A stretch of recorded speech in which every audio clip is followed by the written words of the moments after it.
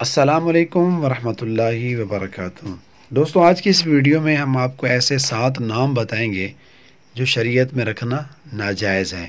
ایک حدیث پاک میں ہے، آپ علیہ الصلوۃ والسلام کا ارشاد ہے، قیامت کے دن تمہیں اپنے آبا کے نام سے پکارا جائے گا، لہٰذا تم اچھے نام رکھا کرو۔ ایک نام دوستو آسیہ ہے، جس کا معنی ہے گناہ گار۔ یہ نام رکھنا ناجائز ہے، درست نہیں ہے۔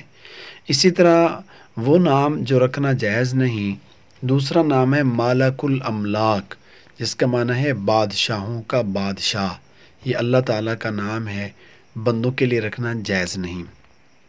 اسی طرح میرے دوستو شہنشاہ، جس کا معنی ہے سارے جہاں کا بادشاہ، یہ بھی اللہ تعالیٰ کا ہی نام ہے، شہنشاہ۔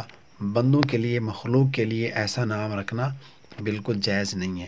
اسی طرح میرے دوستو ایک نام ہے حرب۔ حرب کا معنی ہے جنگ، جس کا فعل اچھا نہیں نکلتا، اس سے لڑائی جھگڑے والا معنی پیدا ہوتا ہے، نام کا بچے پہ اثر ہوتا ہے، تو ایسا نام نہیں رکھنا جس میں شر والا، جنگ والا، لڑائی والا معنی ہو۔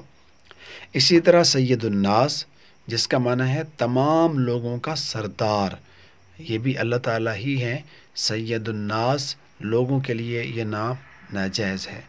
سلطان السلاطین، بادشاہوں کا بادشاہ، یہ نام رکھنا بھی جائز نہیں ہے۔ اسی طرح سید الکل، یہ بھی اللہ کا ہی نام ہے، اللہ کے غیر کے لیے نام رکھنا مناسب نہیں۔ دوستو، ہمیں اپنے بچوں کے ناموں کی فکر کرنی چاہیے۔ بچے کا نام ایسا رکھیں جس کا معنی اچھا ہو۔ ایسے نام جن کے اندر غرور، تکبر اور برائی کا کوئی معنی نکلتا ہو، تو ایسے نام رکھنا جائز نہیں ہے۔